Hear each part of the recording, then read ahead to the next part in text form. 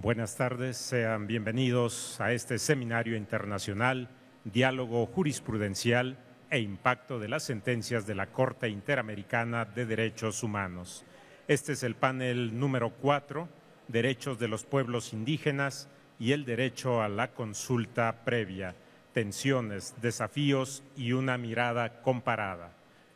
Es la continuación de este seminario internacional, es la cuarta mesa, cuarto panel, y en este momento me permito presentar a quienes integran el panel. Como moderador funge el doctor Héctor Fix Fierro, director del Instituto de Investigaciones Jurídicas de la Universidad Nacional Autónoma de México.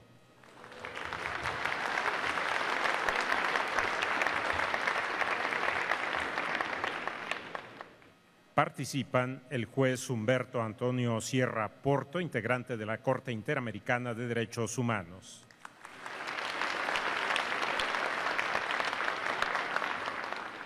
La magistrada del Tribunal Electoral del Poder Judicial de la Federación, María del Carmen Alanís Figueroa.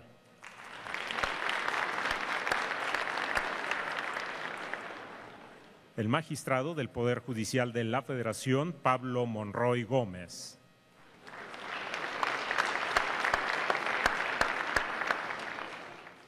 Hace uso de la palabra el moderador, doctor Héctor Fix Fierro.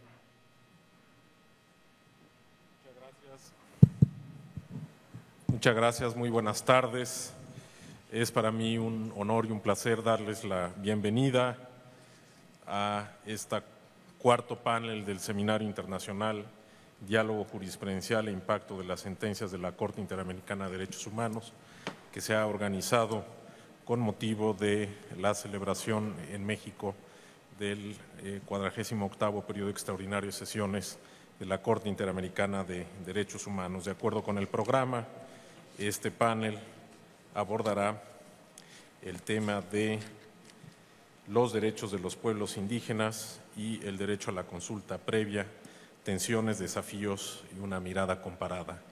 Ya se ha hecho la presentación de quienes integran esta mesa como expositores, de manera que para hacer el mejor uso del tiempo yo daré la palabra a cada uno de ellos, no sin antes hacer una brevísima semblanza curricular.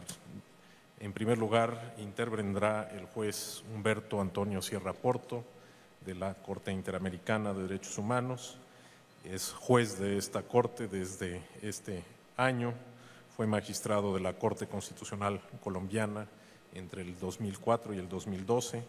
Se ha desempeñado como abogado postulante ante el Consejo de Estado y asesor en asuntos legislativos de la Cámara de Representantes de su país.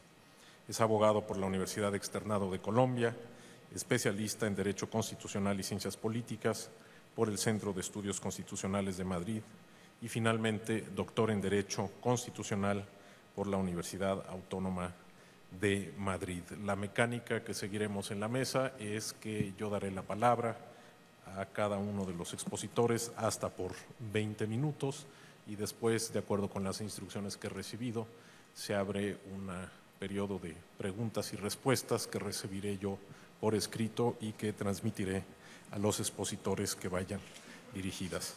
De manera que, sin más preámbulo, señor juez, si es tan amable de hacer uso de la palabra.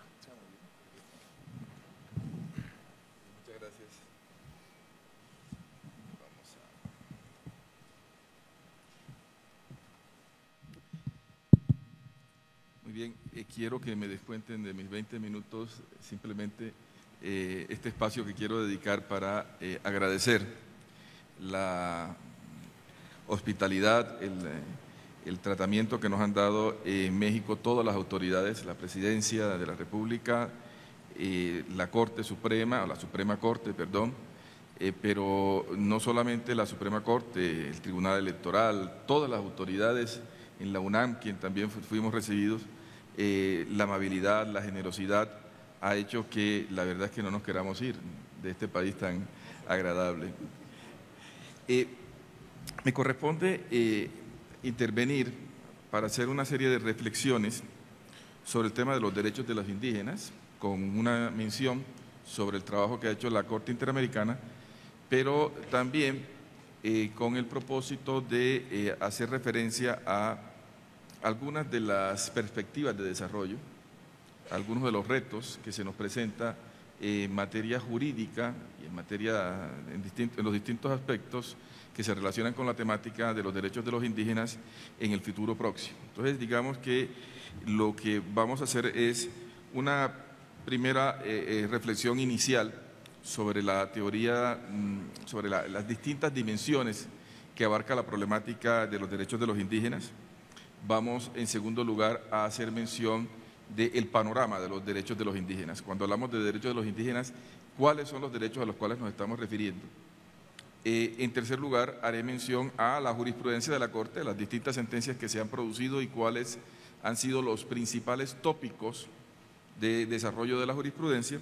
Y finalmente me referiré a unas conclusiones que vendrían a ser esas reflexiones de futuro en materia de derechos de los indígenas.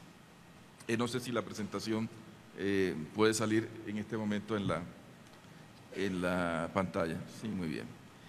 En primer lugar, digamos que tenemos que tener presente que la problemática de los indígenas tiene una complejidad que se explica en buena parte por la imposibilidad de trabajarla únicamente como un problema jurídico.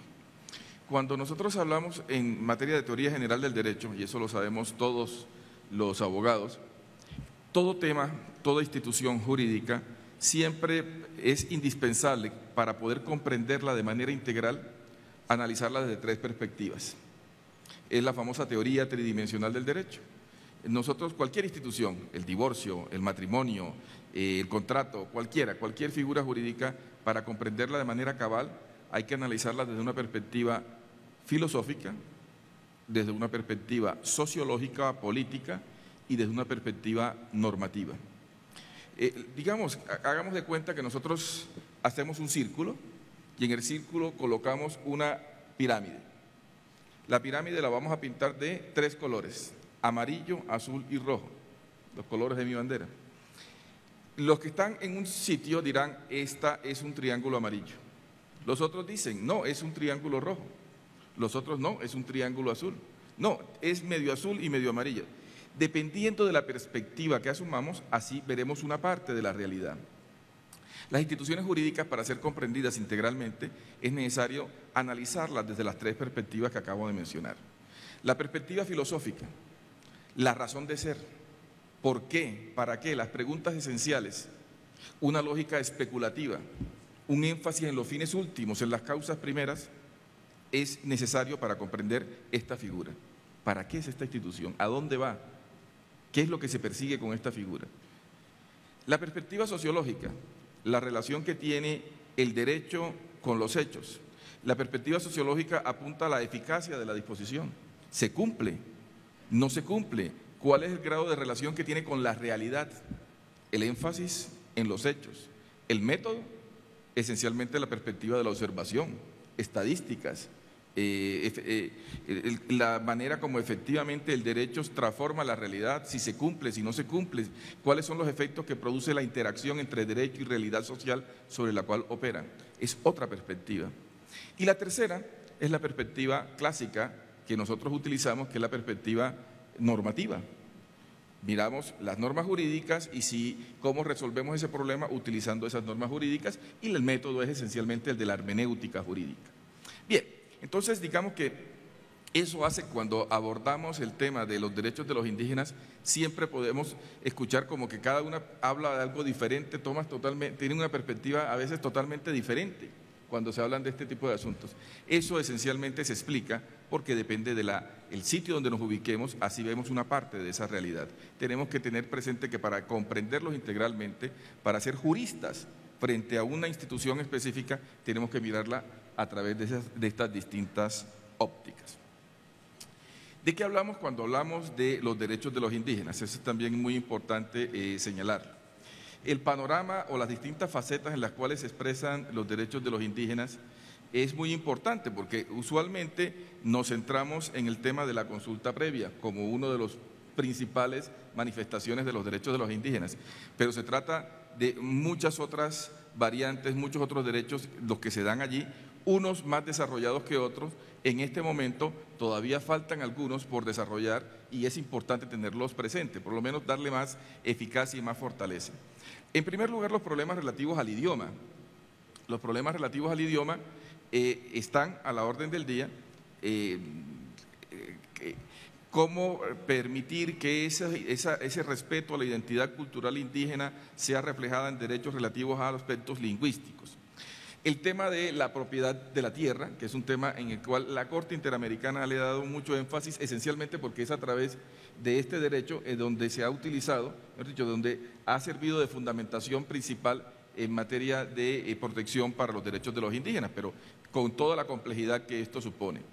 El tema de la jurisdicción especial indígena, el hecho de que cómo garantizar la autonomía de las comunidades indígenas a través de la competencia para la regulación de los asuntos de su interés, la administración de justicia, la creación de sus propias normas jurídicas, cómo se relaciona en materia de competencias con el régimen mayoritario, es uno de los más interesantes campos de actuación. La creación de instituciones, de entidades territoriales, llámese departamento, llámese provincias, llámese de cualquier otra forma, instituciones con un territorio y con unas organizaciones, unas autoridades políticas, con unas normas jurídicas especiales en los territorios de mayoría indígena, donde la preponderancia de la población es de carácter indígena. Los derechos de representación política. Los derechos de representación política también están a la orden del día. ¿Cómo hacer para que haya en materia de democracia representativa un papel importante de las comunidades indígenas? Elecciones en el Congreso, número de diputados, toda esa problemática que allí se establece. Y los derechos de participación política, que son de una gran complejidad, pero dentro de los cuales destacamos el de la consulta previa como uno de los principales aspectos.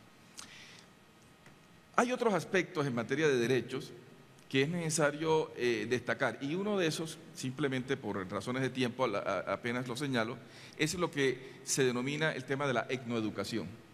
La etnoeducación apunta a toda una serie de problemáticas relativa a la educación en territorios indígenas o como elemento para garantizar la autonomía y el respeto a la identidad cultural propia de un pueblo indígena.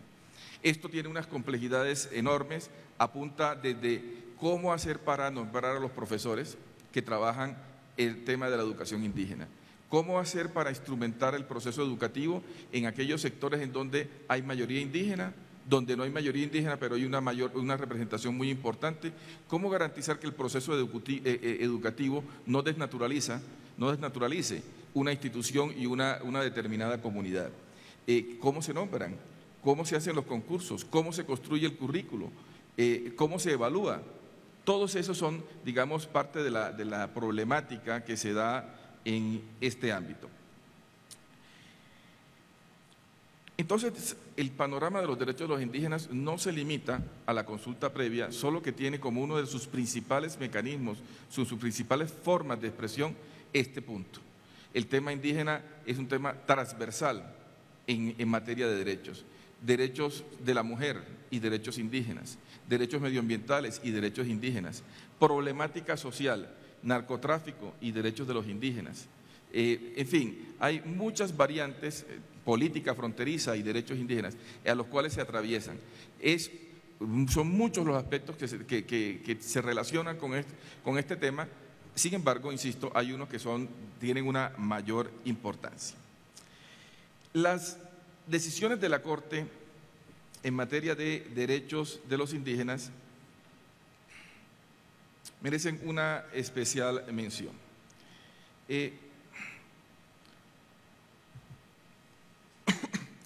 La Corte sobre estos temas se ha pronunciado en numerosas sentencias, aproximadamente 18 sentencias en las cuales la Corte ha mencionado y ha tenido como sujetos de especial protección o que ha tenido mención a temas relativos a derechos de los indígenas.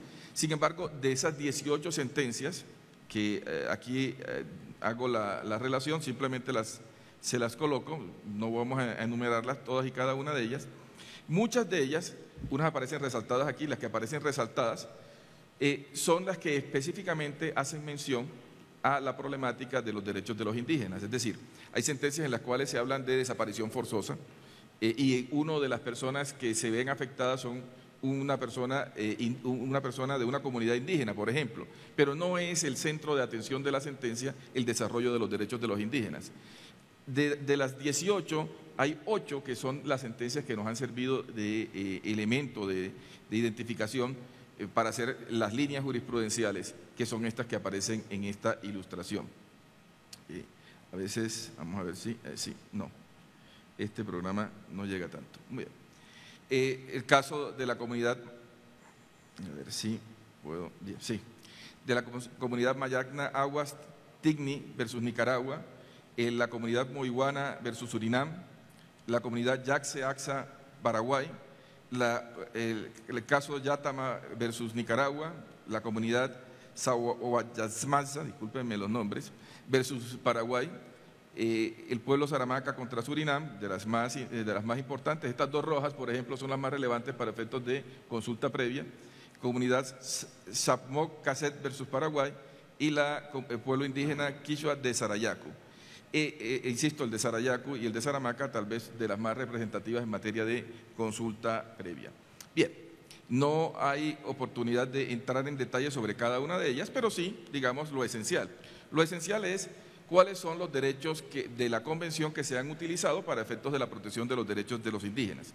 Esencialmente son los que ahí aparecen señalados: la propiedad privada, artículo 21, los derechos de participación política, la identidad cultural y las garantías judiciales son las normas de la Convención que han servido de fundamento, parámetro para la protección de los derechos de los indígenas.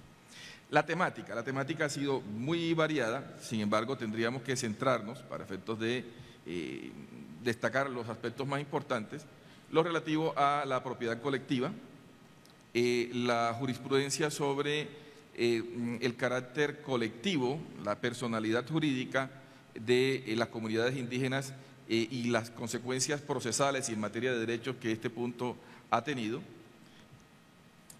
el derecho a la vida digna, también el desarrollo jurisprudencial de la vida digna para efectos de sujetos de especial protección y de comunidades de carácter minoritario han sido muy relevantes para este tema, y también lo relativo a el derecho a la identidad cultural.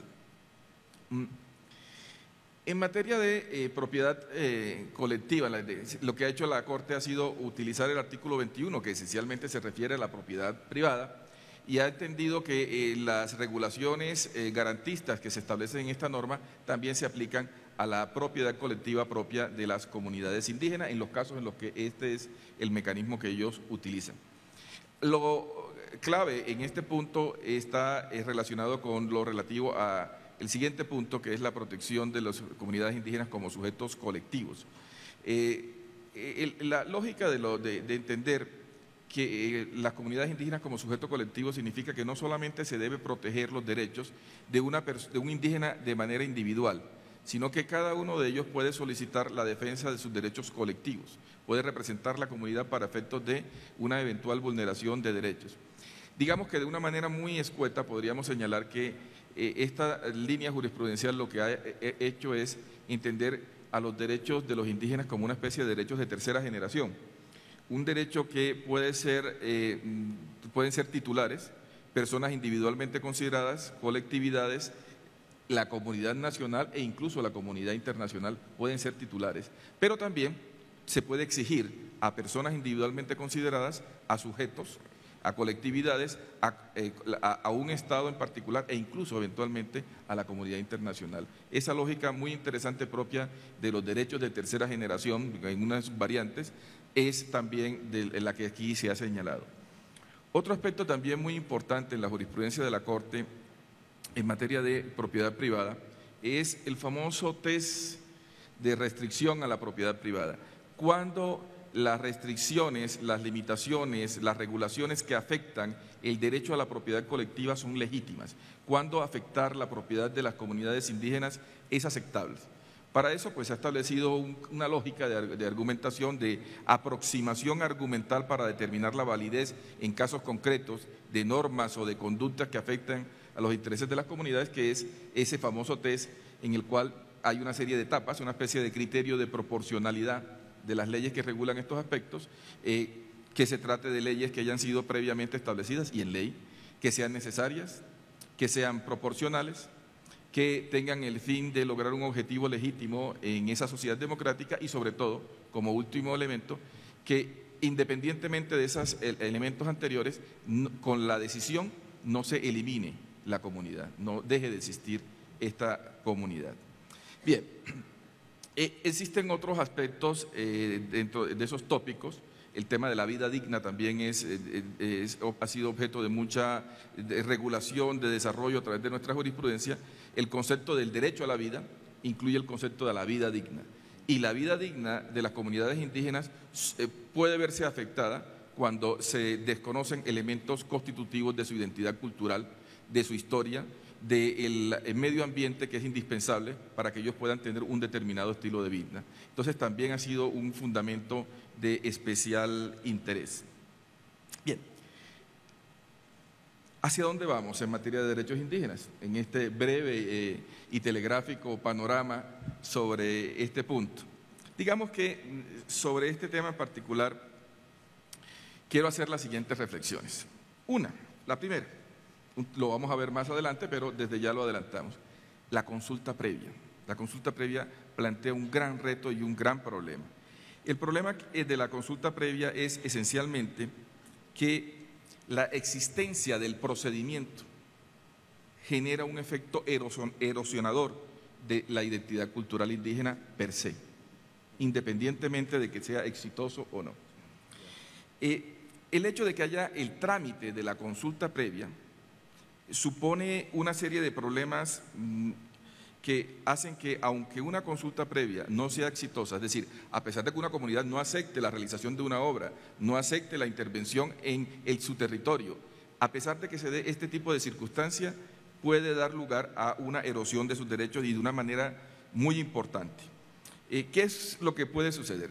Cuando se hacen proyectos, macroproyectos, proyectos de explotación de hidrocarburos, por ejemplo, o que suponen la utilización de carreteras o cualquier otra actividad que se quiera desarrollar y que afecte elementos esenciales dentro de la comunidad indígena, ese tipo de proyectos están acompañados de una gran inversión de dinero para efectos de realizar la consulta previa. Consulta previa supone en muchas ocasiones traer a las distintas poblaciones dispersas a un centro para poder tener el contacto. Supone en muchas ocasiones entregarles dinero para que puedan mantenerse en el centro mientras se realiza esa actividad. Supone darles cursos de capacitación en materia de hidrocarburos. Hubo algún caso en el cual se formó en elementos básicos de ingeniería a la población indígena para que comprendieran en qué consistía un determinado proyecto. Ese tipo de contacto, ese tipo de interacción supone, aunque la comunidad no esté de acuerdo, supone una transformación, un importante efecto en el estilo de vida ordinario y tradicional que se presentaba en la comunidad. Entonces, el efecto perverso de que a lo largo del tiempo los procesos de consulta previa puedan terminar erosionando de manera significativa esa identidad cultural que se pretende respetar. Es un factor bastante limitante esa circunstancia. La otra idea en materia de evolución de los derechos de los indígenas es resaltar lo que decíamos ahora de la perspectiva filosófica. ¿Para qué son los derechos de los indígenas? ¿Qué es lo que queremos proteger cuando hablamos de garantía de los derechos de los indígenas? Digamos que hay distintas alternativas teleológicas para comprender el derecho y para comprender la razón de ser de este tipo de normativa. Una primera es entender la identidad indígena, su cultura, la cosmovisión, tienen que ser protegidas con un propósito de conservación. Tratar de impedir que se contamine con los desarrollos que se puedan dar por fuera de esta comunidad.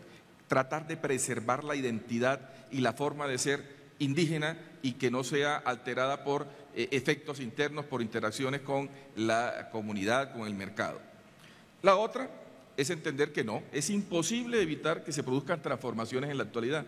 Lo que hay que lograr con la protección de los derechos indígenas es la mejor garantía, el mayor nivel de ventajas para esta comunidad, mayor nivel de vida, mejores condiciones económicas, mejores condiciones de vida clásica, pero efectivamente como va a ser imposible evitar la transformación, que sean las mejores condiciones.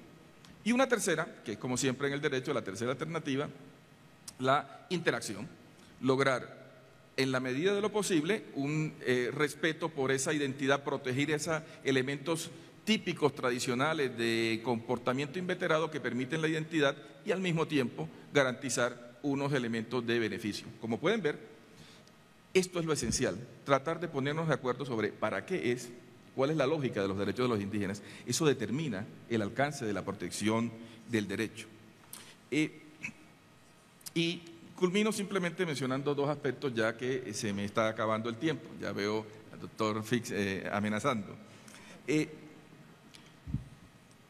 En materia de fuentes del derecho, la naturaleza de las conductas, la naturaleza de los derechos de los indígenas, el carácter peculiar, propio, casuístico, sui generis, hace que en materia jurídica no sea el derecho positivo de carácter lógico, racional, el mecanismo más adecuado para resolver este tipo de dificultades. Hacer leyes generales en materia de consulta previa, leyes que resuelvan de manera integral con una lógica racional, es muy difícil por la diversidad de derechos al interior de un país de este tipo de comunidades. La jurisprudencia se convierte necesariamente en la principal fuente del derecho, en una fuente principal, esencial para responder este tipo de asuntos. Y en ese sentido, en el caso de la jurisprudencia de la Corte Interamericana hay que señalar un elemento. Es la jurisprudencia, más que tratados de carácter general, los que pueden ser el elemento esencial para resolver este tipo de asuntos. Sin embargo, el tema del margen de configuración nacional encuentra su principal escollo en este tipo de aspectos. Porque no es lo mismo el derecho de los indígenas en Colombia, donde es el 2% de la población colombiana, 2-3%, que lo que puede hacer en México, que ¿cuánto es? 12-15, y cuando uno suma el número en México es elevadísimo, o lo que pueda suceder en Bolivia. Entonces, ¿hasta qué punto creación de estándares es indispensable, pero no se puede llegar a un nivel de desarrollo muy puntual? Bien,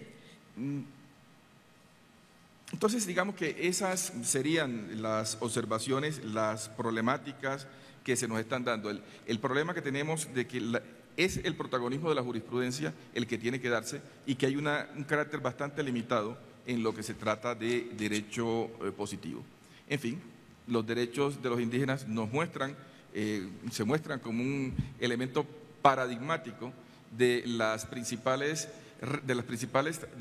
retos que tenemos nosotros, países latinoamericanos, para tratar de construir unas sociedades multiculturalistas, pluralistas, que efectivamente entiendan que la unidad nacional se puede lograr no solamente homogenizando, sino también integrando, también permitiendo la diversidad como un elemento de construcción de la identidad nacional. Muchísimas gracias.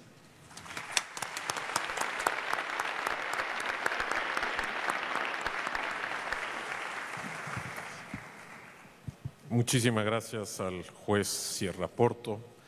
Creo que además de referirse de manera puntual y específica al tema de la consulta previa, nos ha dado una síntesis muy apretada de la problemática general de los derechos de los pueblos indígenas, que, como él mismo ha señalado, es un tema sensible e importante en México y en el que me parece que todavía tenemos mucho que aprender y mucho que reflexionar, y creo que el referente de la jurisprudencia de la Corte Interamericana se va a convertir justamente en un elemento que siempre tendrá que ser tomado en cuenta con independencia de si llegan casos o no de comunidades indígenas mexicanas al conocimiento de la Corte.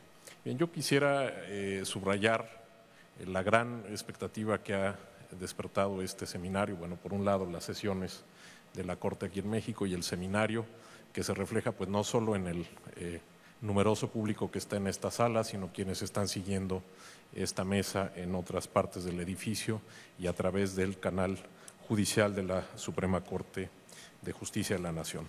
Voy a dar ahora la palabra a la magistrada María del Carmen Alanís Figueroa, quien es magistrada de la Sala Superior del Tribunal Electoral Poder Judicial de la Federación desde el año de 2006. Fue la primera mujer en dirigir al máximo órgano jurisdiccional en materia electoral, pues fue presidenta de esta Sala Superior de agosto de 2007 a agosto de 2011. Es licenciada en Derecho por la Universidad Nacional Autónoma de México, maestra en Gobierno Comparado por la London School of Economics y recientemente ha obtenido su grado de doctora en Derecho por nuestra universidad. Felicidades, Mari Carmen, y sin más trámite le doy el uso de la palabra. Muchas gracias, doctor Fix. Muy buenas tardes a todas y a todos ustedes. Me da mucho gusto y me siento muy honrada de poder participar en este seminario y en esta mesa con, por supuesto, tan reconocidas personalidades como el doctor Fix Fierro, por supuesto, el director del Instituto de Investigaciones Jurídicas de la UNAM, al juez Humberto Antonio Sierra Porta, mi reconocimiento, señor juez, y al magistrado Pablo Monroy Gómez, también mi reconocimiento. Agradezco la invitación a este seminario y como ya vi que el doctor Fix es muy ágil con las tarjetitas que controlan el tiempo, nada más agradezco a todas las autoridades organizadoras, a la Suprema Corte de Justicia de la Nación y por supuesto a tres personas que hicieron posible que yo estuviera aquí, que es al juez Eduardo Ferrer, al doctor Carlos Pérez, coordinador de asesores del presidente Silva Mesa, y al ministro Pérez Dayán, que también me participó, que había interés de que participara. Dividiré mi exposición en 3 apartados muy breves y sobre todo haré énfasis en algunos precedentes de México sobre concretamente el derecho a la consulta previa. El primero, un tránsito sobre el derecho a la consulta previa en el contexto interamericano, sin entrar a detalle porque tenemos al mejor experto en esta mesa. En segundo lugar, delinearé el marco jurídico nacional que le da protección y vigencia a los derechos de los pueblos y comunidades indígenas. Y en tercer lugar, me referiré concretamente a lo que yo considero una aportación sobre el derecho de consulta previa vinculado con la materia electoral o concretamente con la representación y participación política de los integrantes de comunidades y pueblos indígenas y sobre todo casos en que se tutela este derecho en el Tribunal Electoral del Poder Judicial de la Federación. Como bien ya lo decía el juez interamericano, el derecho a la consulta se ha desarrollado principalmente en casos relacionados con la protección de las tierras, la propiedad de las tierras, recursos naturales que tradicionalmente han pertenecido a los pueblos, comunidades o se les han quitado a los pueblos y a las comunidades indígenas, pero también se han ocupado en las resoluciones de otros temas que no son menos importantes y han evolucionado con el paso del tiempo. En México tenemos 2 asuntos muy importantes vinculados concretamente con la propiedad de las tierras y en los que el derecho de consulta previa sirvió de base para amparar en un caso a la comunidad rarámuri de Huetosachi en el municipio de Urique, Chihuahua, que se quejó precisamente de la afectación de sus derechos por el proyecto de Barrancas del Cobre. Y tenemos otro caso también muy emblemático que es el relacionado con las concesiones mineras de Wirikuta, territorio sagrado del pueblo Huijarica, que ameritó un pronunciamiento también por parte de la Comisión Interamericana de Derechos Humanos. Ambos casos de 2011 y 2012 muy recientes. Las contribuciones jurídicas más recientes que México ha dado para la protección de los derechos de los pueblos y comunidades indígenas en el ejercicio del derecho a la consulta previa en el ámbito electoral, concretamente en la elección de las autoridades de acuerdo con normas y procedimientos y políticas y prácticas tradicionales en las comunidades indígenas, es decir, de acuerdo a la propia cosmovisión de estas comunidades y pueblos. Para explicar esta perspectiva, desde mi punto de vista novedosa del derecho a la consulta previa en la vertiente electoral, resulta también necesario que tengamos claridad sobre la evolución o las diferentes etapas de la evolución de los derechos de los pueblos y comunidades indígenas en México y también el marco jurídico nacional e internacional. El tema indígena ha sido regulado por nuestros ordenamientos constitucionales y legales, y yo me atrevería a hacer una clasificación en 3 etapas en nuestro país. La primera etapa, que va de la Constitución de 1824 hasta mediados del siglo XX, con la aprobación en el año 1957 del Convenio sobre Poblaciones Indígenas y Tribales, el convenio número 107 de la Organización Internacional del Trabajo. Esa primera etapa se construyó sobre la premisa de la igualdad formal de todos ante la ley, de modo que no se reconocía, desafortunadamente, en el orden jurídico la existencia de las diferencias entre los individuos. Y esto, como se sabe, alguien podría disentir, pero es el convencimiento general, creo, generó enormes desigualdades porque desconoció que en los hechos existen ámbitos de desarrollo diferenciados, ya que no todas las personas cuentan con los mismos recursos económicos de acceso a la salud, educación, trabajo, etcétera. Una segunda etapa la podríamos ubicar desde 1957, justo el tiempo en que rige el tratado o el convenio, 107 de la Organización Internacional del Trabajo, hasta antes de su modificación o sustitución por el convenio 169 de la propia Organización Internacional del Trabajo de 1989. Me parece que durante este periodo lo que distinguió este tipo de convenios es que se impulsaron políticas públicas más de carácter asimilacionista o integracionista, es decir, que a los pueblos indígenas y a las comunidades indígenas lo que se pretendía era integrarlas a la modernidad. Es decir, si bien el reconocimiento de los pueblos indígenas como necesitados de un trato diferenciado significó un gran avance, fueron tratados como grupos subdesarrollados, lo cual denota sin duda fuertes prejuicios raciales productos de la falta de la comprensión de su realidad. Y la tercera etapa inicia con la aprobación del mencionado instrumento internacional, el 169 de la OIT, hasta nuestros días vigente, y distingue por recuperar el principio de no discriminación y tutelar el derecho a ser diferente, y justo esto es lo que hace la diferencia. Implica el reconocimiento de los pueblos a regirse bajo sus propias instituciones, formas de vida y a mantener y fortalecer sus lenguas, identidades, religiones dentro del marco de los estados en que viven.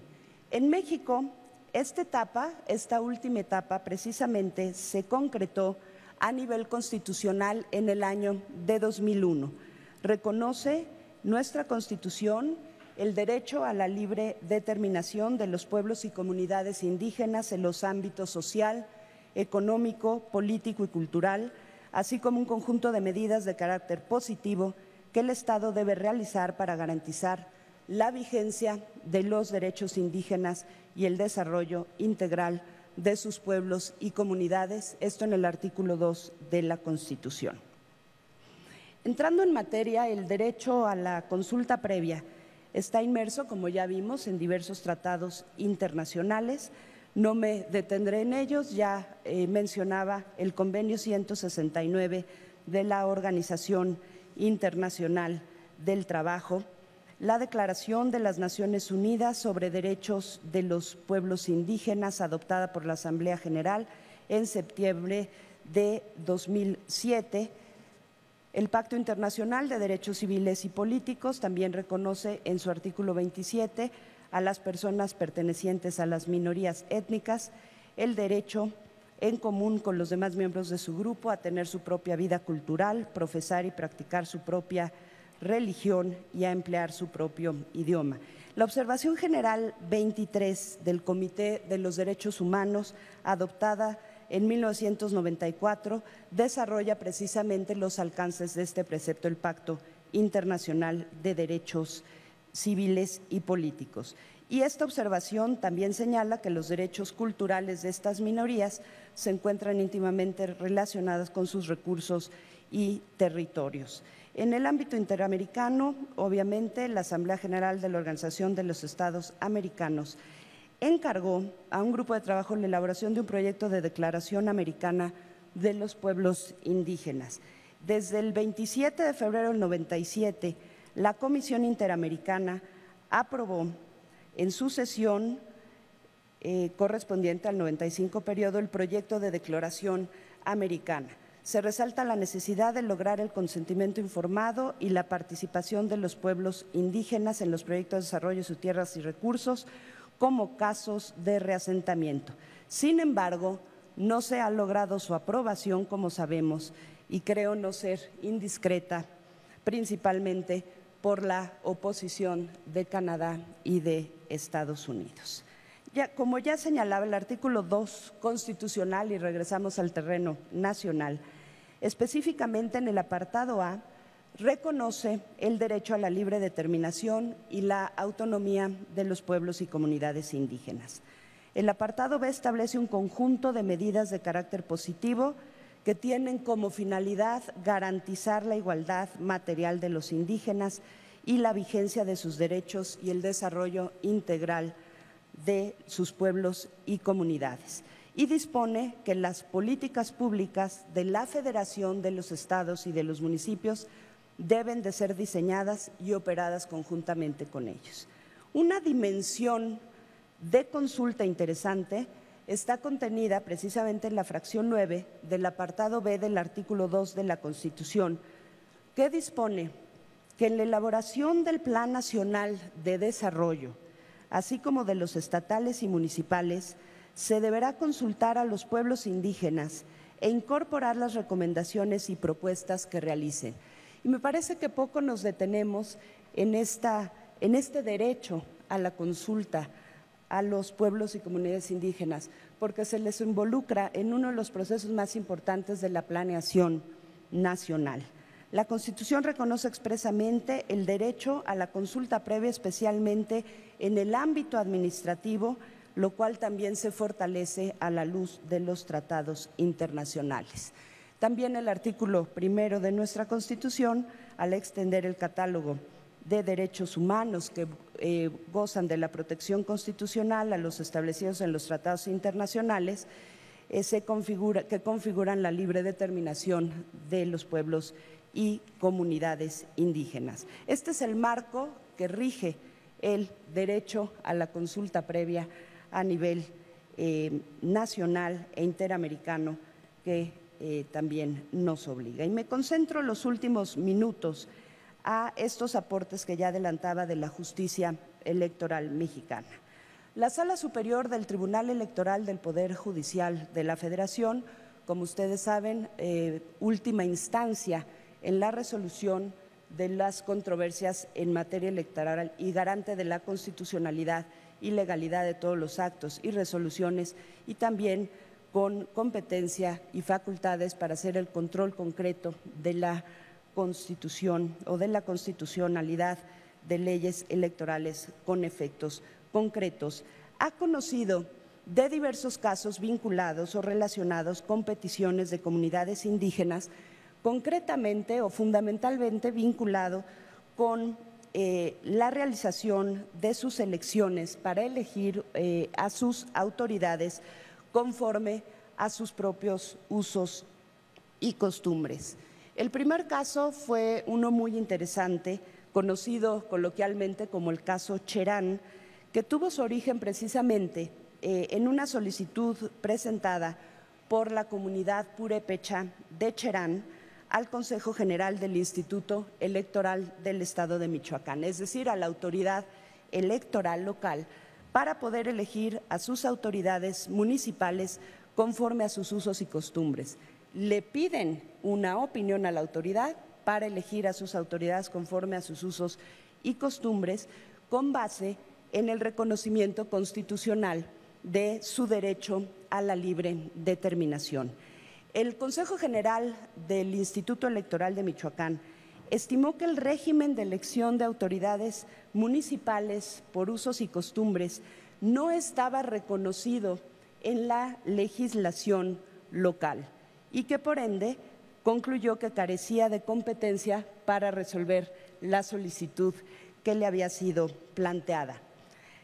Contra esta determinación se promovió entonces un juicio ciudadano ante el propio Tribunal Electoral Federal y la Sala consideró como primer punto que la ausencia de regulación legal para establecer una vía para el ejercicio de los derechos de las comunidades indígenas no constituía, por supuesto, un obstáculo para el ejercicio del derecho fundamental del autogobierno, pues toda autoridad del Estado mexicano tiene la obligación de respetarlo, protegerlo, garantizarlo y promoverlo. En este sentido, la sentencia de la Sala Superior señaló que se debe de acudir a los criterios rectores de interpretación y aplicación en materia de derechos humanos, así como a los principios y valores reconocidos en la Constitución y en los tratados internacionales que los regulan a fin de remover todos los obstáculos existentes y establecer las vías para garantizar su ejercicio en la práctica. En segundo término, se estimó también en esta sentencia que como parte del derecho al autogobierno se encuentra el derecho a la consulta, conforme al cual los pueblos deben participar de manera efectiva y de manera previa en todas las decisiones que sean tomadas por las instituciones estatales que potencialmente puedan afectarles.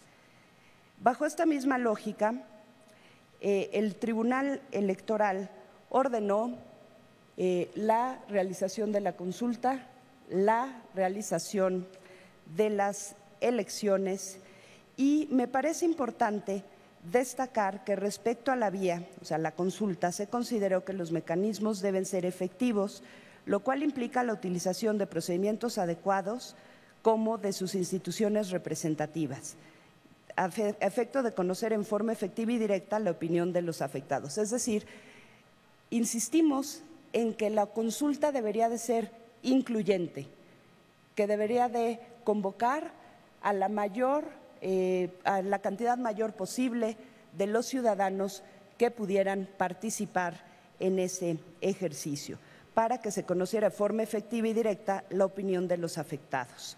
En tal virtud, señalamos 8 principios: el endógeno, que sea libre, que sea pacífico, que sea informado, democrático, equitativo, socialmente responsable y autogestionado. El 18 de diciembre de 2011, es decir, el año en que resolvimos, se llevó a cabo la consulta en las comunidades de San Francisco Cherán y en Santa Cruz Tenaco. Son las 2 comunidades que conforman el municipio. Fue muy interesante porque una de las comunidades, la primera, decidió elegir a sus autoridades por el sistema de usos y costumbres, pero otra de las comunidades decidió permanecer en el sistema de partidos. Entonces, lo que sucedió es que dentro de un mismo municipio, una comunidad fue a usos y costumbres y la otra comunidad permaneció con el sistema de partidos. La comunidad que eligió a sus autoridades por usos y costumbres precisamente designó a los 12 queris integrantes de su Consejo Mayor, 3 por cada uno de los barrios en que se divide la comunidad. Y algo que parece muy interesante, quizá atrevido, de nuestra sentencia, señor juez, señor magistrado, director, es que también ordenamos a la legislatura local la emisión de las normas secundarias precisamente necesarias para el ejercicio de los derechos reconocidos constitucionalmente. Me refiero rápidamente a dos asuntos porque me han de quedar como 2 minutos. Otro es el caso de un asunto de Guerrero. Conocimos una demanda de juicio ciudadano promovida por un ciudadano en contra de una respuesta también emitida por la autoridad electoral respecto a su petición para elegir autoridades en 19 municipios del estado de Guerrero mediante el modelo de usos y costumbres. La discusión previa fue la legitimación a partir de que era un ciudadano que pretendía la elección en 19 municipios y no tenía representación formal ni informal alguna.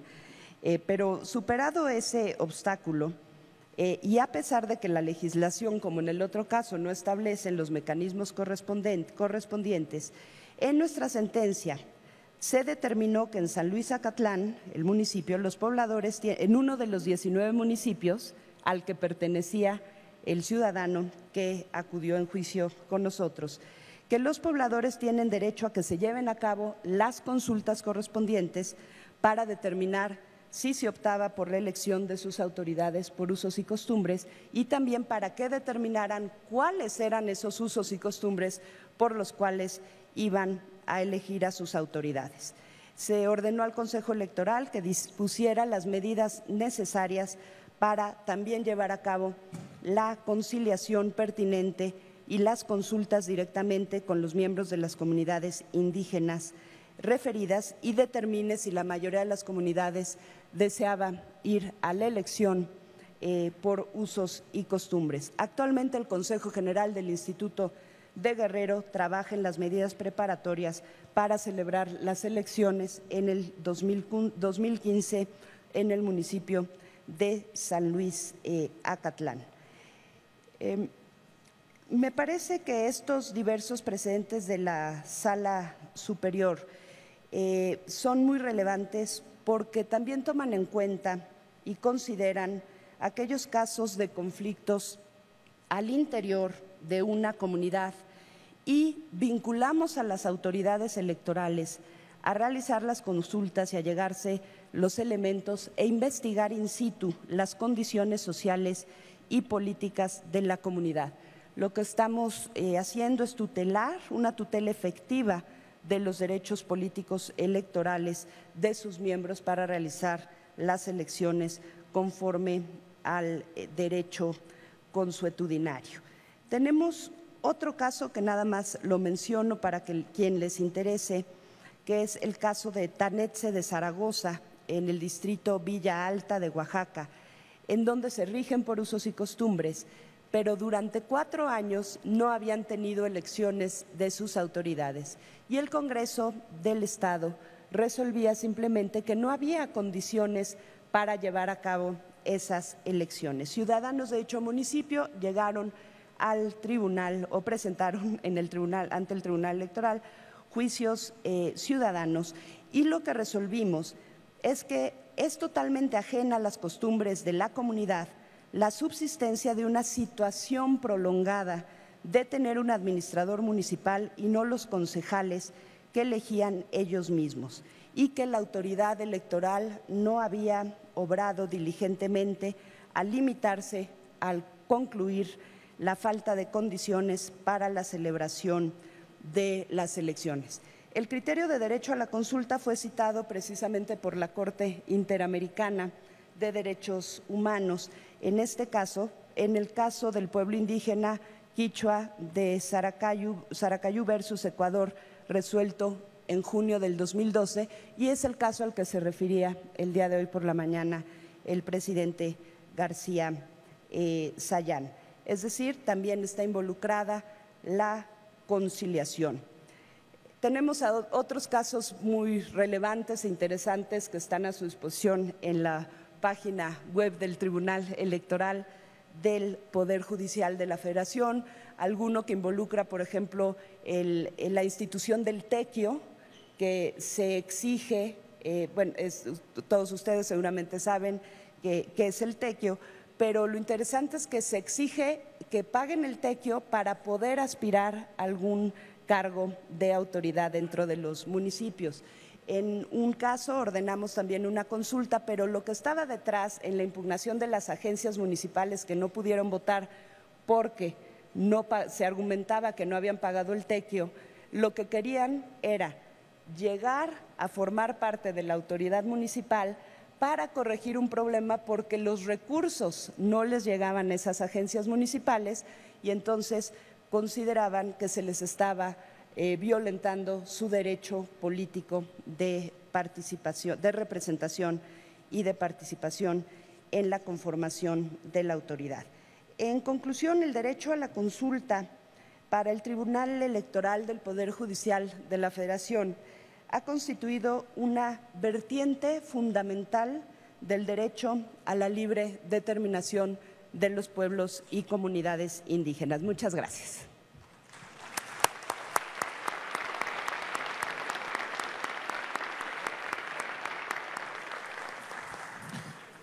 Muchas gracias, magistrada Alanís. Creo que nos ha ilustrado muy puntualmente de estos desarrollos de los derechos de los pueblos indígenas en materia electoral.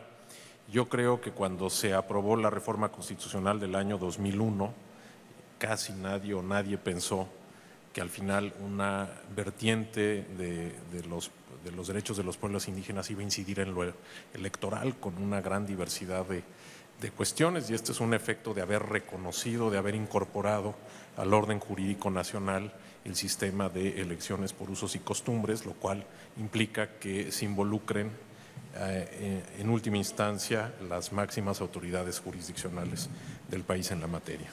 Bien, voy a dar la palabra a nuestro último expositor, el magistrado Pablo Monroy Gómez, quien es licenciado en Derecho por la Universidad Nacional Autónoma de México, cuenta con una especialidad en Derecho Ambiental por la Universidad de Salamanca, en España. Es maestro en Derechos Humanos y Democracia por la Facultad Latinoamericana de Ciencias Sociales, con sede en México. Es servidor público por 28 años del Poder Judicial de la Federación, donde actualmente desempeña la función de magistrado de circuito. Es autor de diversos artículos en materia de derecho indígena. Señor magistrado, si está bien.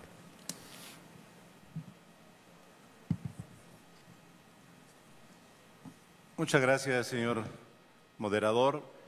Pues también, al igual que mi compañera y compañero panelista, quiero agradecer tanto a la Corte Interamericana de Derechos Humanos como a nuestra Suprema Corte de Justicia de la Nación el privilegio de estar integrando esta mesa panel con tan distinguidos expositores, juristas, con un moderador con reconocida trayectoria académica y con la participación de todas y todos ustedes en este auditorio, en la sede alterna, en la sede de la Suprema Corte, en la sede de la Cancillería y los que también nos están siguiendo por internet.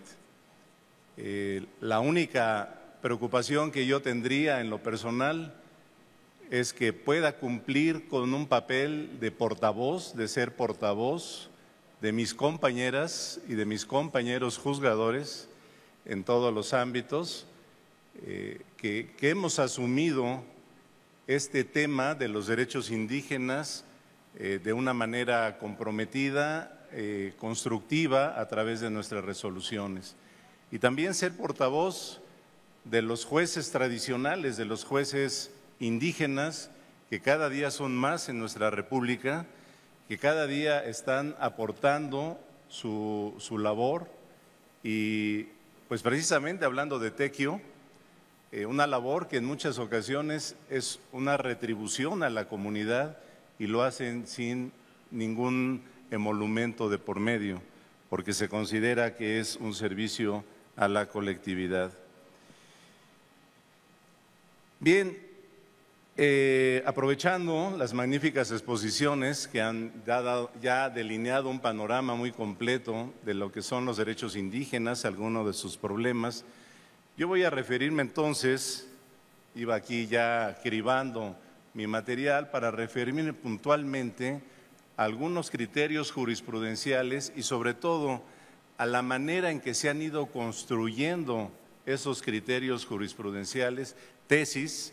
Digo jurisprudencia en sentido amplio, pero en realidad son tesis aisladas todavía de nuestra Suprema Corte de Justicia, y finalizar con el enunciado de lo que para mí son algunos desafíos en esta área.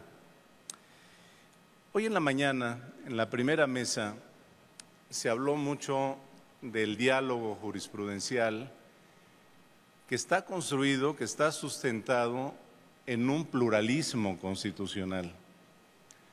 Más adelante se habló del pluralismo jurídico y en esta mesa se ha estado hablando del pluralismo cultural.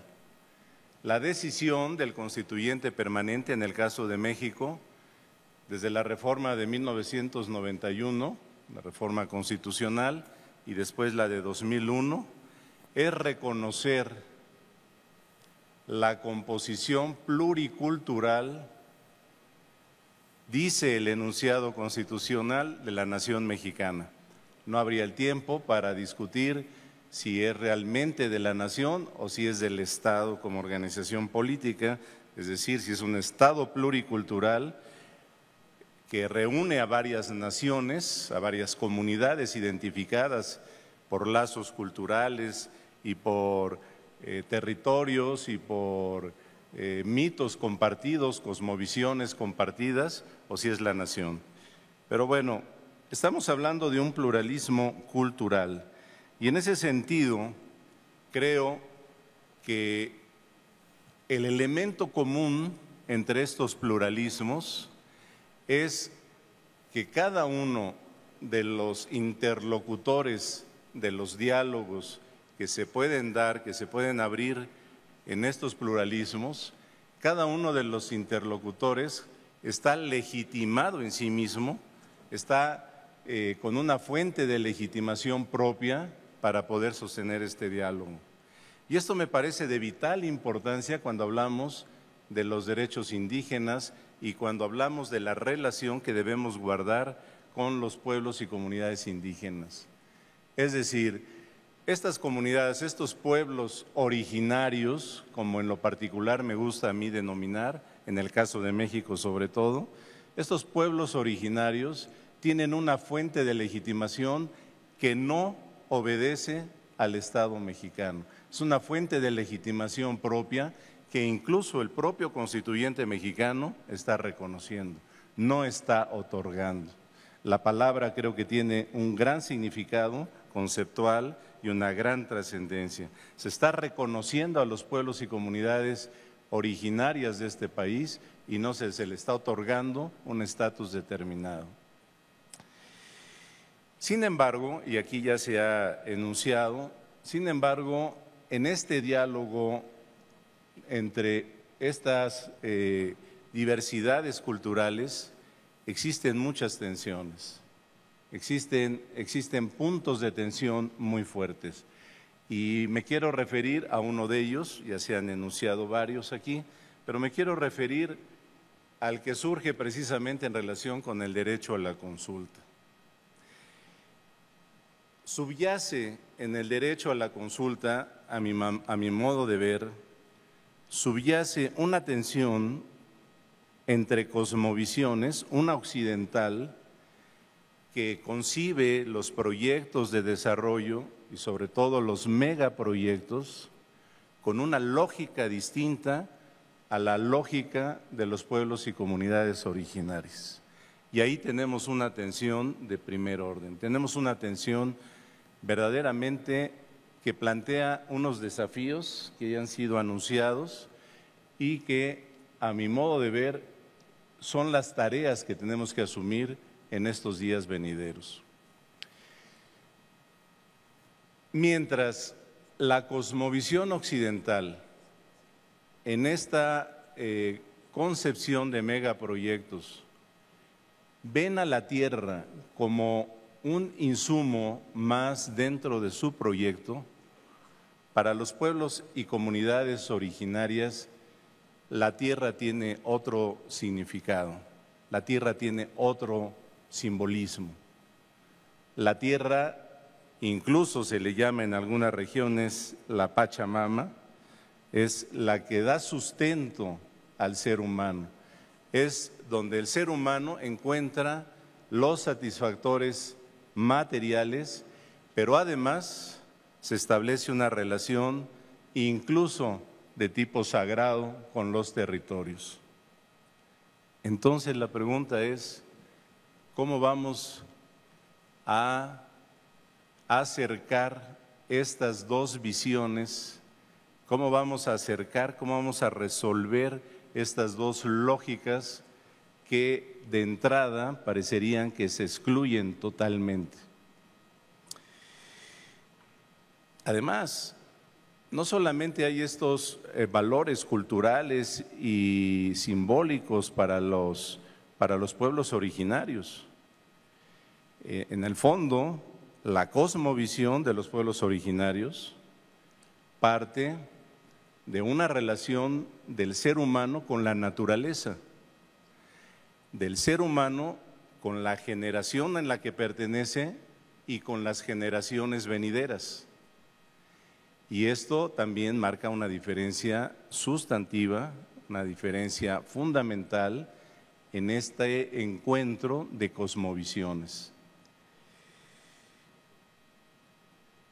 Hay una frase de Martín Mateo que dice: solo puede salvar a la humanidad y al planeta la sincronización de sus mutuas exigencias. Si no somos capaces de medir, de valorar el impacto que tiene sobre el medio ambiente cierto tipo de proyectos o ciertos elementos de los proyectos, no solamente estaríamos afectando a poblaciones y comunidades originarias que estén en las inmediaciones de los proyectos, sino también está en juego el propio devenir de la humanidad. Yo creo que la humanidad podría ponerse en riesgo, podría incluso extinguirse en un momento dado. El planeta no creo, el planeta, dicen por ahí algunos científicos que el ser humano es un parásito del planeta, se desharía del parásito y vendrían otras especies quizás. Pero el problema son estas generaciones y las futuras y los pueblos originarios que están afectados o que pueden resultar afectados con estos megaproyectos. Entonces, ¿qué hacer? Lo que la Suprema Corte de la Nación ha hecho, y aquí aprovecho que ya se hizo mención al caso, el caso de la comunidad Rarámuri, que citó nuestra querida y distinguida magistrada Alanís. Quiero citar la tesis, y bueno, la construcción de la resolución y la tesis que se originó de este asunto, porque me parece que es muy interesante. La construcción de la resolución, en el caso de, es una comunidad Rarámuri, la comunidad Itosachi, que pertenece está en un territorio que se llama Madroño, que pertenece al pueblo tarahumara.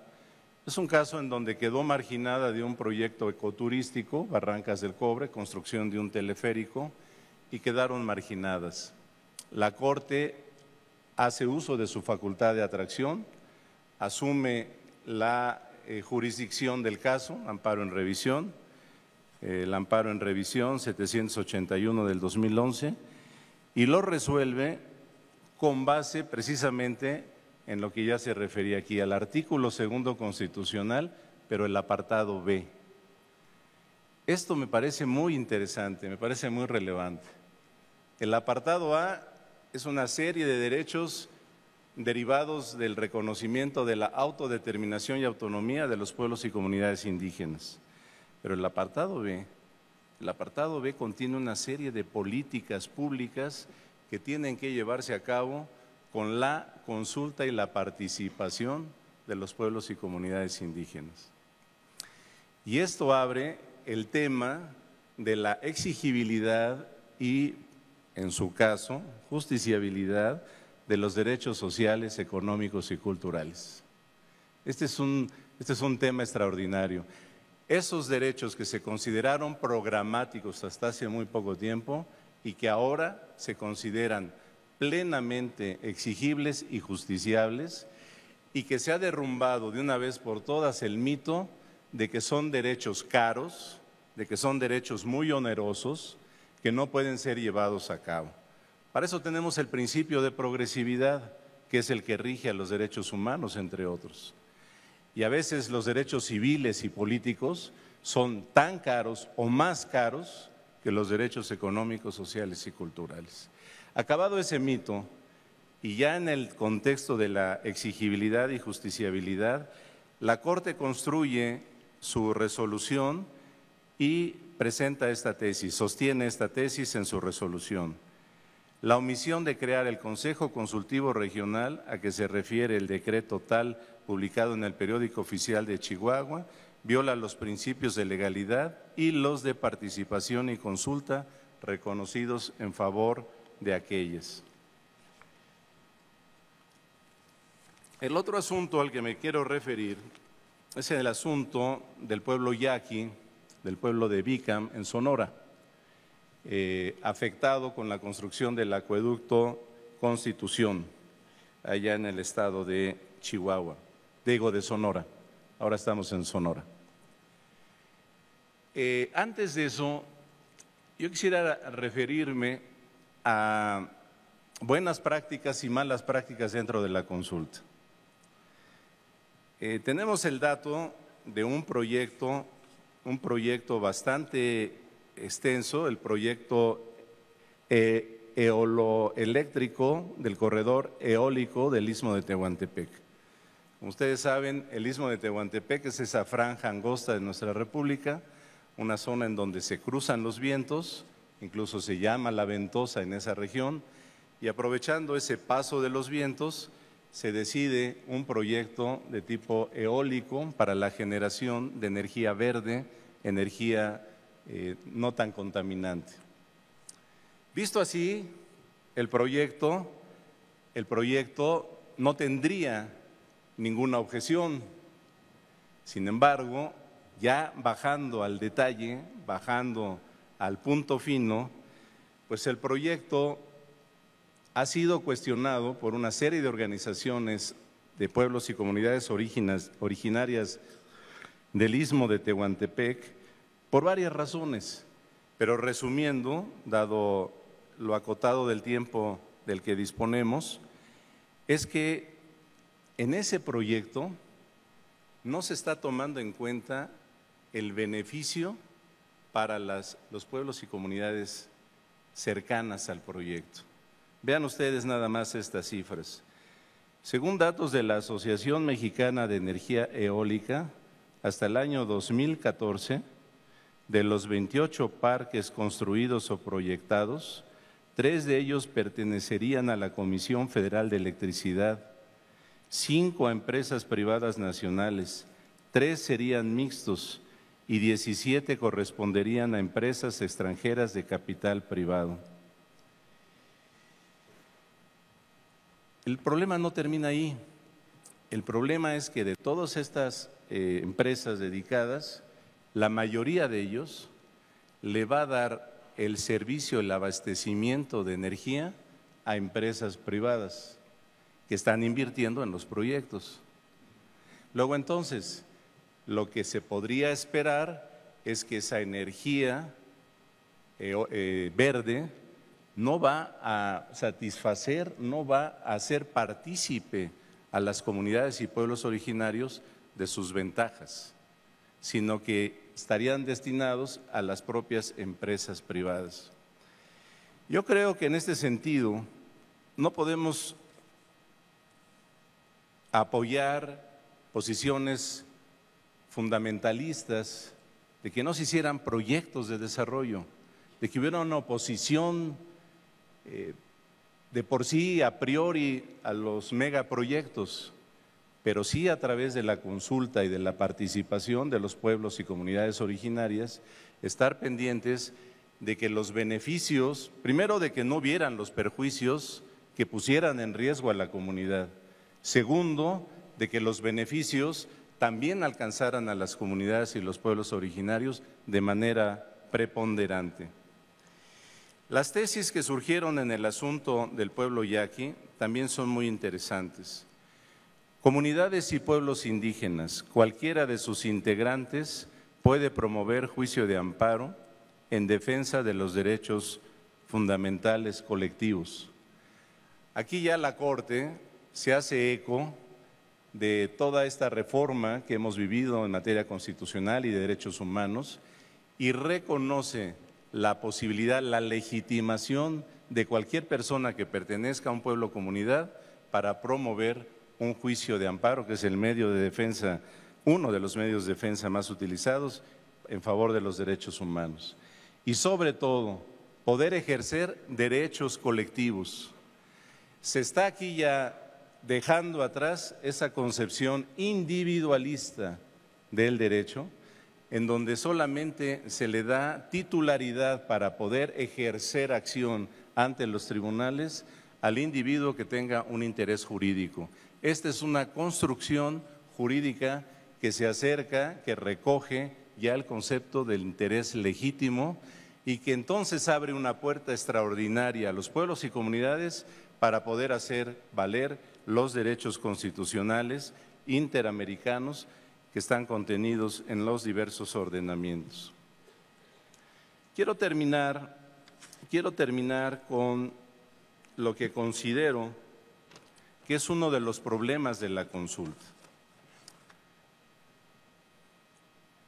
¿Cuáles son los efectos de la consulta? ¿Cuáles son sus alcances?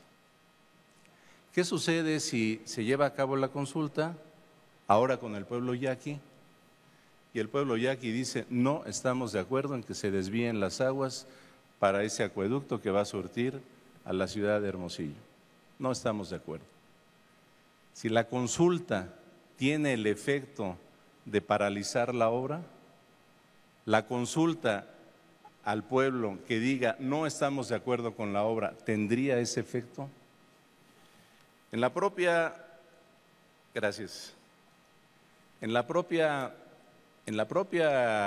sentencia de la Corte Interamericana se hace una distinción entre lo que es consulta y lo que es consentimiento. Y ahí creo yo que tenemos un tema muy importante que tenemos que afinar y tenemos que construir y a ver qué va a hacer la Corte cuando revise el cumplimiento de la sentencia. Ahorita el cumplimiento de la sentencia va en la instrumentación de la consulta.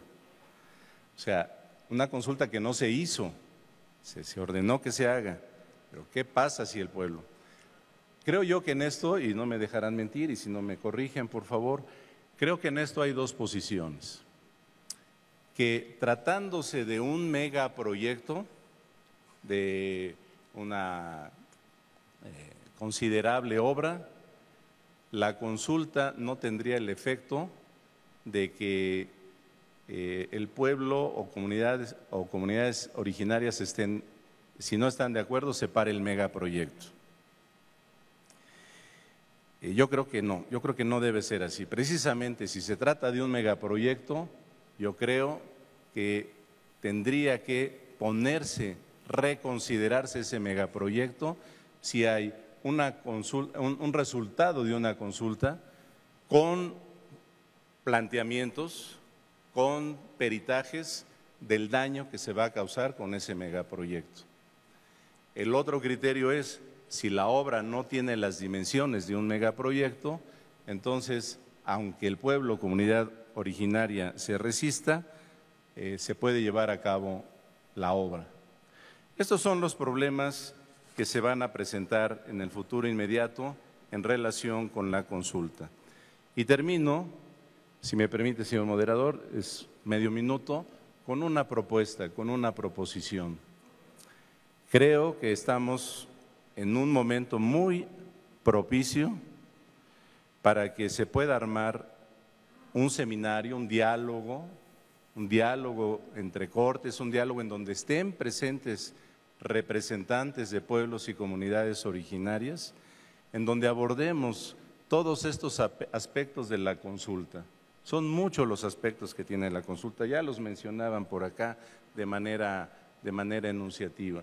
Tenemos que agotar una agenda de temas relacionados con la consulta y yo creo que sería muy interesante contar con académicos, antropólogos, juristas, gentes de las comunidades pueblos originarios, jueces, magistrados, etcétera, de la Corte, de las Cortes, y poder afrontar estos temas que se están presentando, porque finalmente son temas que no solamente atañen a los pueblos y comunidades indígenas, sino nos atañen a todos como parte de la humanidad. Muchísimas gracias por su atención.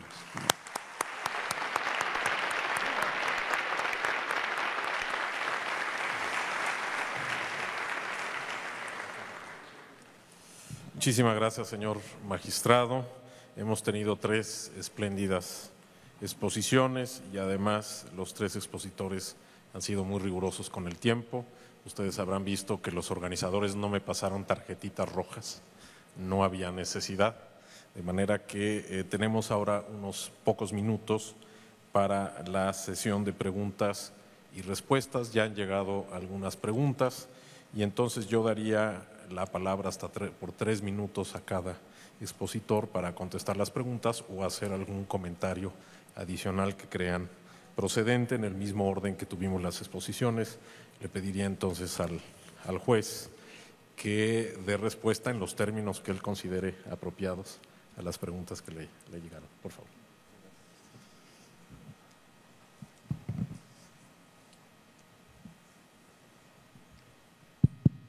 Muy bien.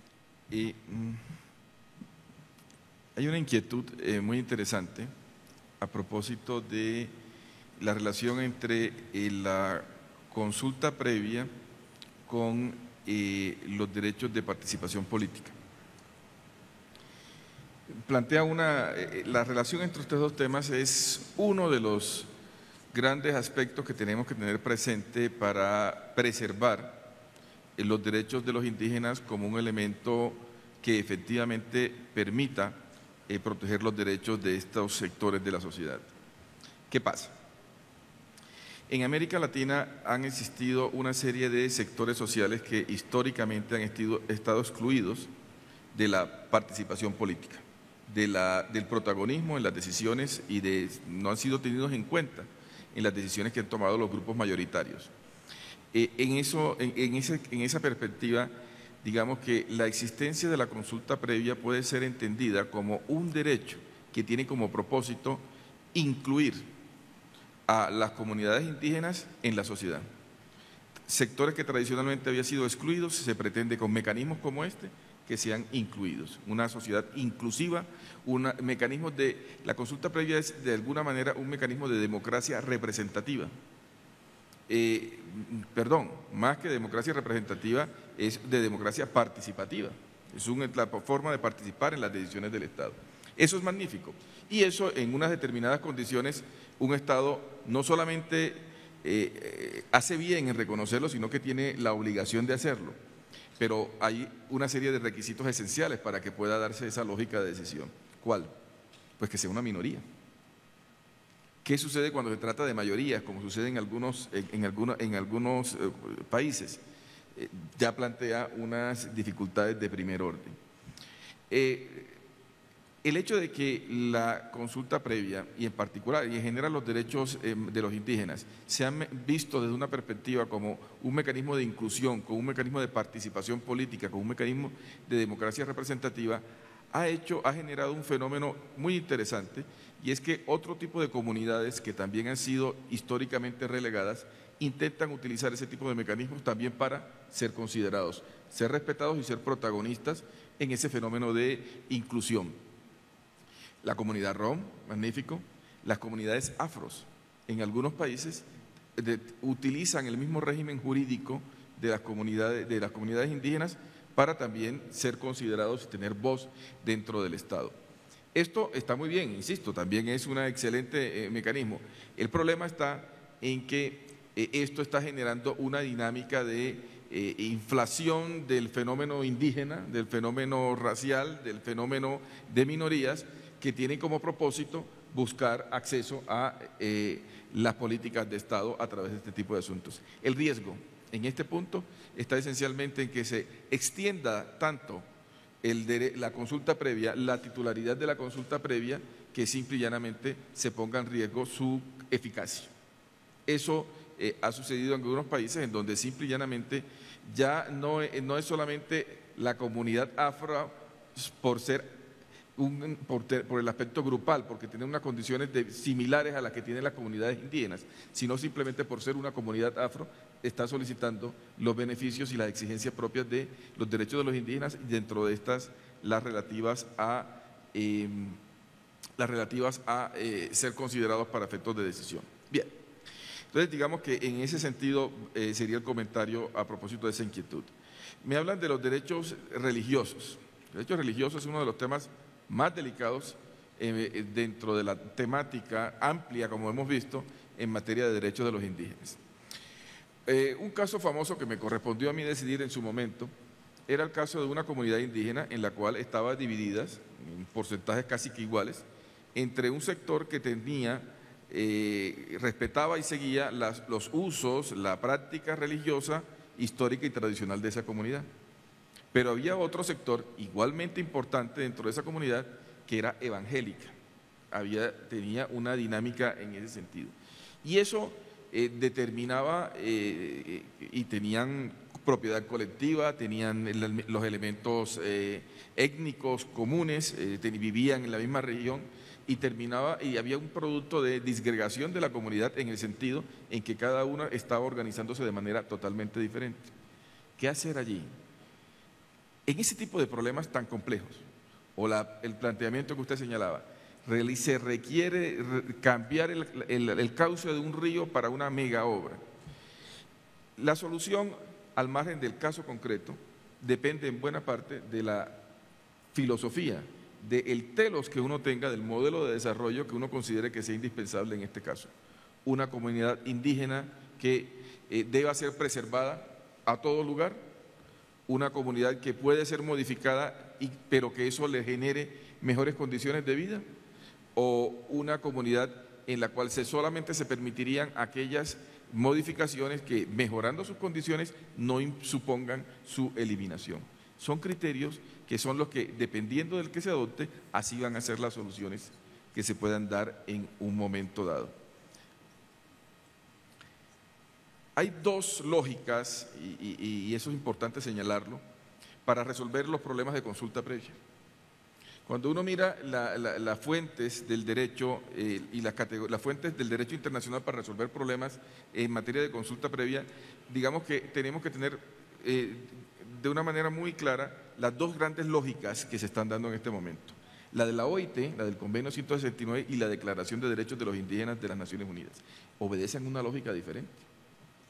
Es así, y les recomiendo que miren el manual de interpretación de la OIT del convenio. Tiene una dinámica totalmente diferente.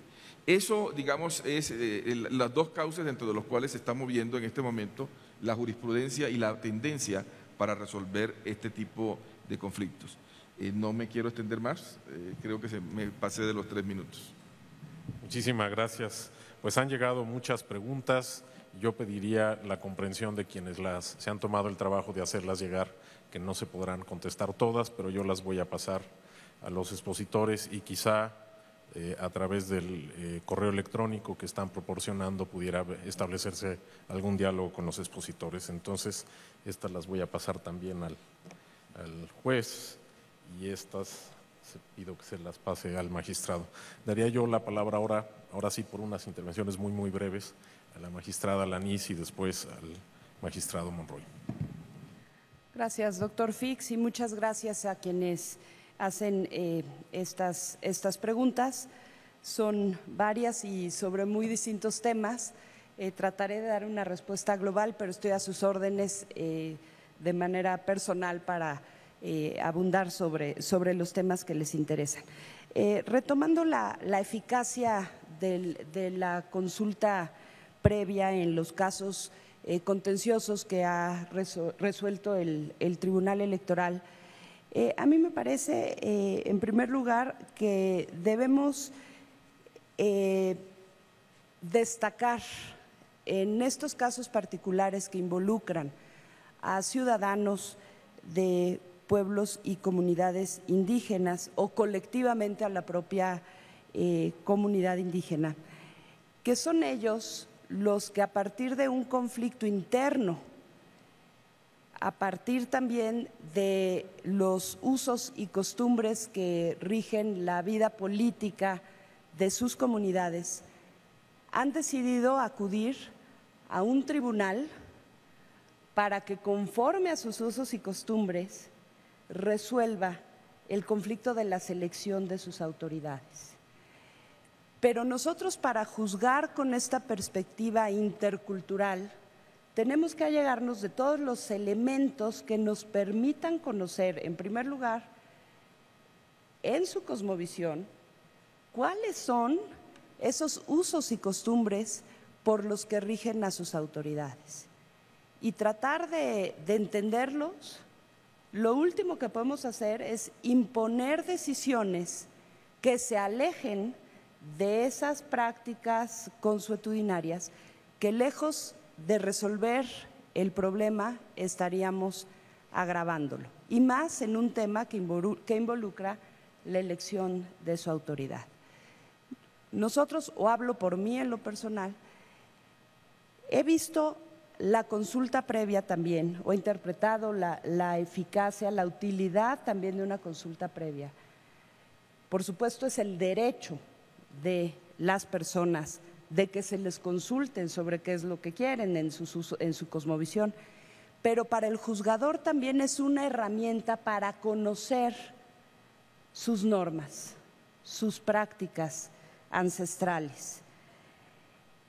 Y en este terreno de la definición o de la conciliación que impulsamos para que logren designar a sus autoridades, me parece que justo el papel que juega la conciliación desde para la posibilidad de llevar a cabo la consulta, como para el caso de que la comunidad o los ciudadanos de esa comunidad hayan optado para ir a una elección de sus autoridades por usos y costumbres, también la conciliación para llevar a cabo el ejercicio democrático, para aceptar los resultados y para integrar la autoridad.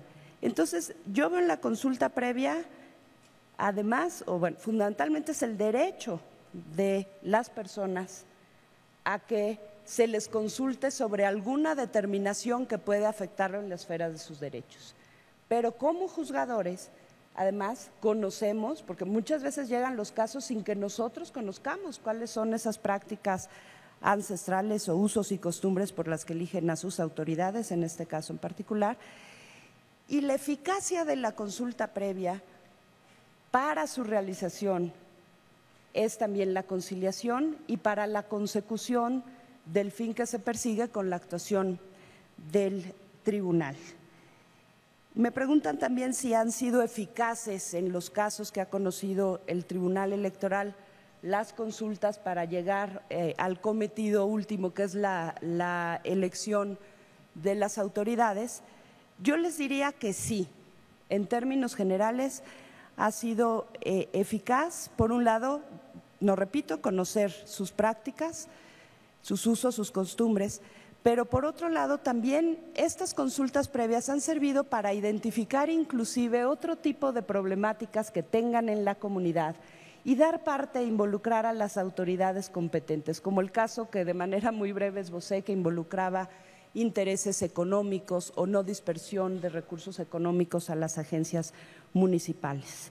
Felizmente, en los casos en que hemos resuelto, la ejecución de la sentencia ha sido plena, salvo el caso de Guerrero, que está en curso el tema de consulta con la comunidad para definir cuáles son las formas en que van a elegir por usos y costumbres a las autoridades, porque no habían tenido elecciones por usos y costumbres, sino que están conformando un nuevo sistema normativo consuetudinario, permítanme entrecomillarlo, consuetudinario, para elegir a sus autoridades. Un último tema brevísimo, no lo puedo dejar, doctor Fix, es el tema de los derechos de las mujeres. ¿Cómo ir a una consulta para tratar de conciliar algo que es irreconciliable en aquellas comunidades que se rigen por usos y costumbres que son claramente contrarios a derecho? Me parece que aquí el tema del derecho a la consulta previa no es suficiente para explicar el problema que tenemos enfrente, el límite que los tribunales constitucionales generalmente definimos o adoptamos en nuestras sentencias frente a los usos y costumbres es que no se violen los derechos humanos, pero tenemos conocimientos de prácticas que excluyen a las mujeres de participar en actividades políticas, públicas y sobre todo en actividades que involucre el derecho de ser votadas y el derecho inclusive a votar. Aquí se necesita un trabajo más de corte intercultural, de empoderamiento, de aprovechar la experiencia de muchas mujeres de muchas comunidades que han logrado avanzar en el terreno del reconocimiento y el ejercicio pleno o ejercicio de sus derechos políticos, de votar, de ser votadas y de participar en asuntos públicos, en donde la consulta es una herramienta adicional, pero creo que desafortunadamente si realizamos consultas en las comunidades indígenas para saber si están dispuestos a que participen las mujeres en los asuntos públicos, vamos a seguir recibiendo una respuesta contundente en el sentido de que no. Todavía tenemos que seguir trabajando mucho en ese terreno. Gracias, doctor.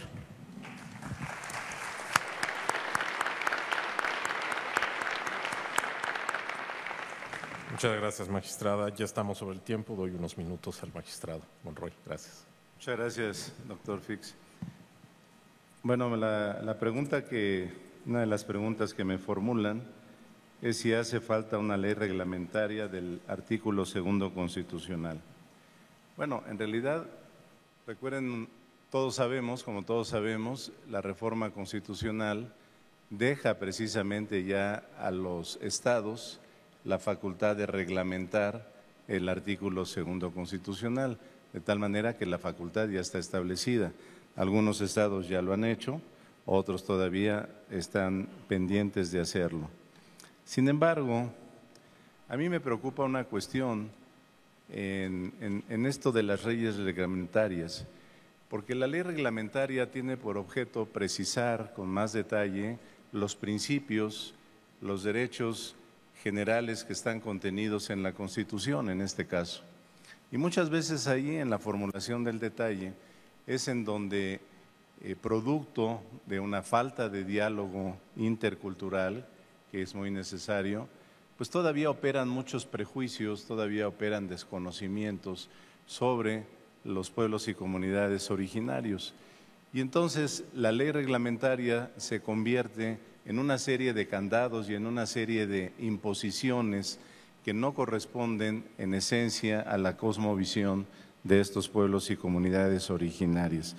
Yo sería más partidario de que se abra un periodo de intercambio, un diálogo intercultural en donde las dos partes, los integrantes de las cosmovisiones, tengan ciertas reglas, observen ciertas reglas, que ninguno de los representantes de cada cosmovisión considere a su cosmovisión como totalizante o como única.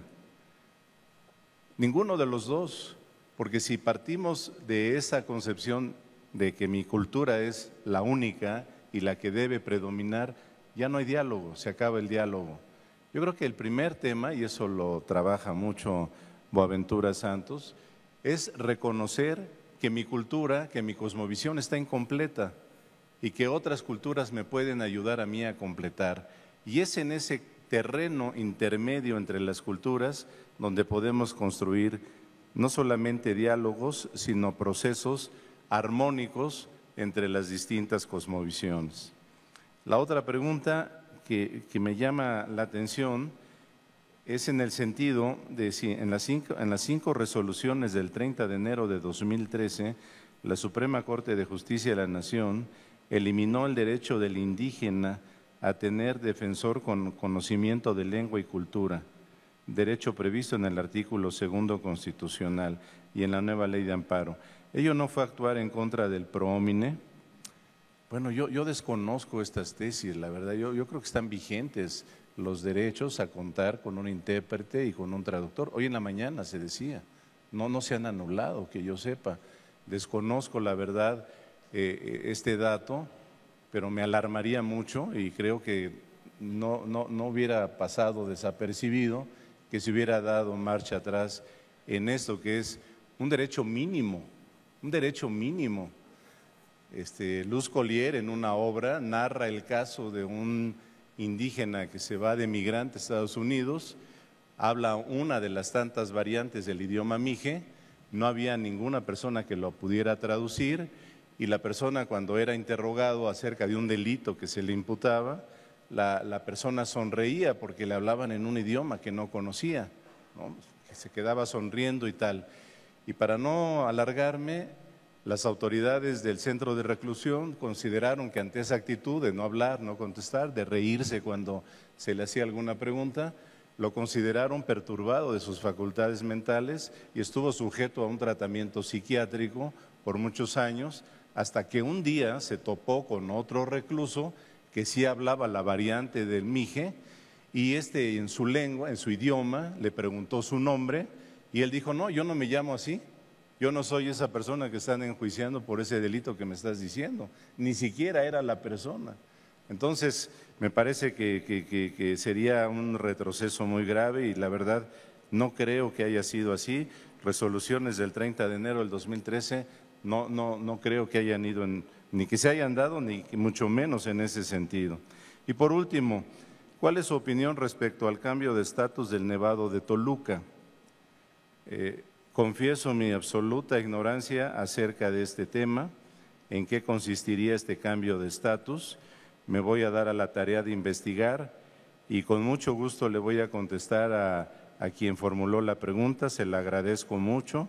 Me dará oportunidad de profundizar un tema que confieso que desconozco. Muchas gracias, señor moderador.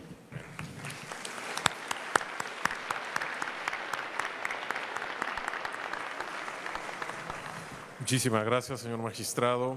Nuevamente, gracias por la exposición, por los conceptos. Creo que todos hemos aprendido y nos ha inducido una serie de reflexiones que estoy seguro que llevaremos cada quien a casa, a nuestros trabajos, a nuestras responsabilidades y que nos enriquecen de una manera que debemos agradecer.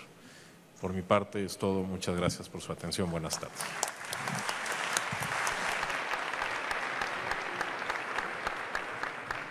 Gracias a los integrantes de este panel y en unos momentos más continuaremos con el siguiente panel, Desafíos de Derechos Humanos, la prevención y eliminación de la violencia contra las mujeres y las niñas. En unos momentos volvemos.